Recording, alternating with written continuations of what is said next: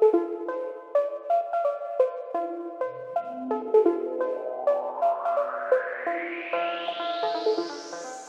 everybody, it's Tina here again. Welcome to Sky Bridge Club and welcome to another bridge lesson.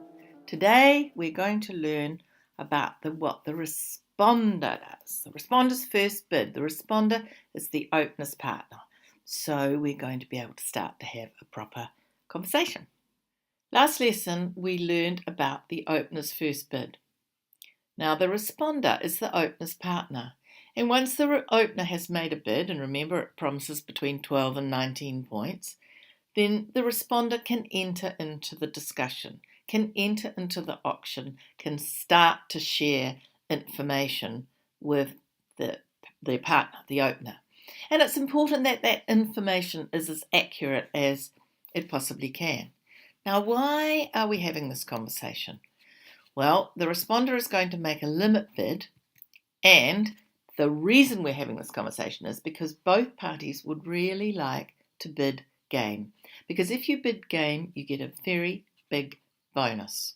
So obviously bidding game isn't all that easy. What do we need for it? Well, firstly, we need 25 high card points between both hands. Both partner and the opener and the responder. So if you open one heart and you're promising 12 to 19, and I've got 15 points, I know we have at least 27 between the two of us, so I'm off to game.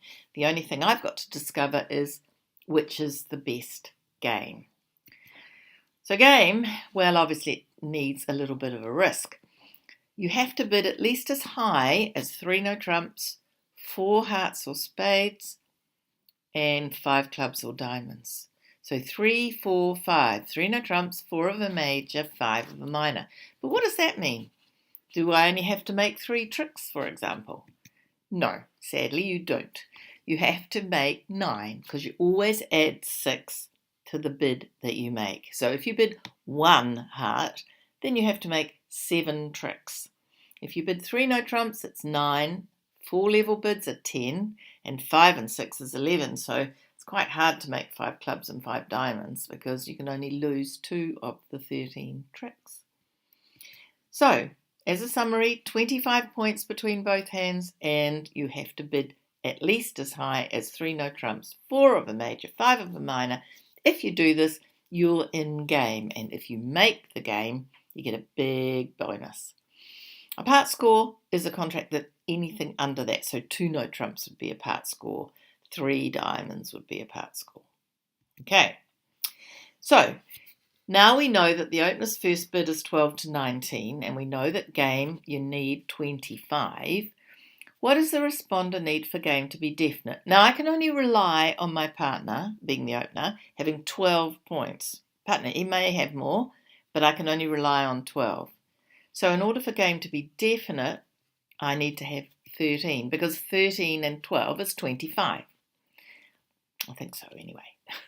And possible, well, remember partner is perhaps up to 19, and 19 and 6 are 25. So for game to be definite, you need to have an opening hand yourself, 13 or more, even a good 12 if you had a 5-card suit maybe. But for game to be possible, it's 6. So even if you've only got 6 points, as responder, you need to bid in case partner's got 19, right? So, easy to remember this, 12 for the opener, half that for the responder as a minimum bid. All right. Now today, we're going to talk about 2 of the 3 choices that partner has. Partner can support partner. The responder can support your partner, or the responder could bid no trumps, which is saying I haven't got a fit, or partner could say, well, actually, I've got a really good suit of my own. I'm going to change and bid a new suit. Today we're just going to talk about, so there you go, support partner, no trumps, new suit. Today we're only going to talk about the first 2 because they're what we call limit bids, which I've put in red, which I don't do very often. And they are awesome bids because they have an upper and a lower limit. They're very precise. They say, I've got support from you. I've got for you, partner. I've got between X and Y points. And once you've made a limit bid, you can put your hands in your pockets and leave it to partner, which is great. You don't need to have an ongoing conversation.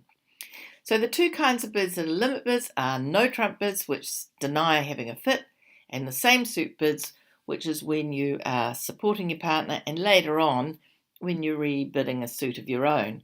And it just means, same suit just means a bid that's already been, a suit that's already been bid before. So let's first talk about when you can support your partner, because that's the best thing to do if you possibly can, particularly in a major suit.